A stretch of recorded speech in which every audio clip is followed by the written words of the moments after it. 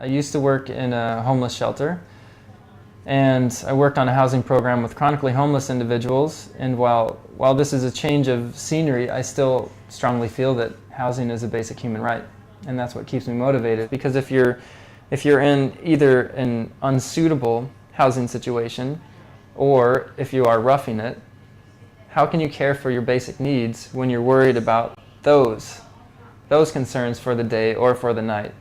You know that I have to deal with my neighbors or the people at the boarding house or the hostel or at the shelter, or I'm not sure where I'm going to put my head tonight, and I'm not sure where I'm going to get that next meal.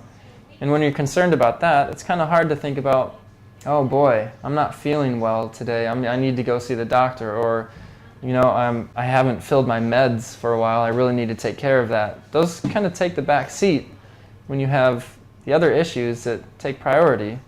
So I think it's just that, not to be cliche, but it's that stepping stone to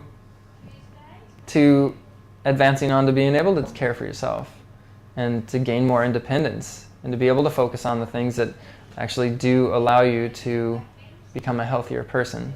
And I know how much stability it provides me, and I think everybody deserves access to that same stability. So the challenges we usually face with accessing housing and landlords is affordability and availability of housing. It's the lack of housing.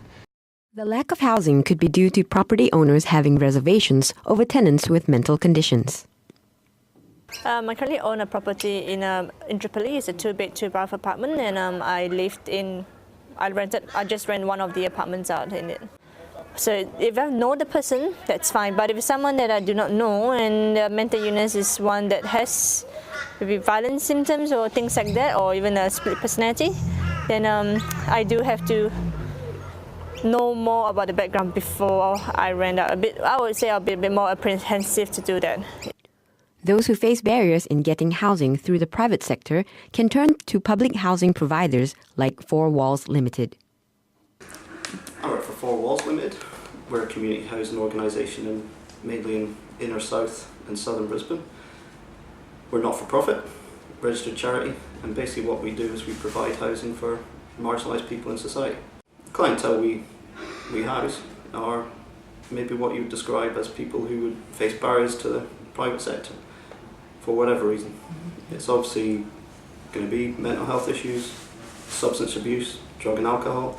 I do have friends who have property owners that have a bit of a, I would say they wouldn't rent out the property to anyone with any mental illness if it's medically termed. The reason is because they feel that they may have issues in the future if they would want to, in terms of the house cleanliness, keeping the house maintaining, and also in terms of trying to, I would say if there's issues when it comes out, how are they going to mediate that situation like with these people, because they also would be concerned about their safety and also about the rental income and just the general being of the health of the house, I can put it away.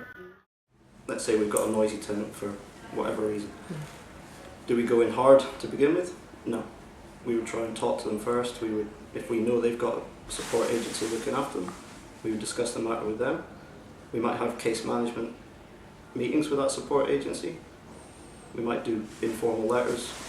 What we try and do is just prevent going to the really severe stage too early.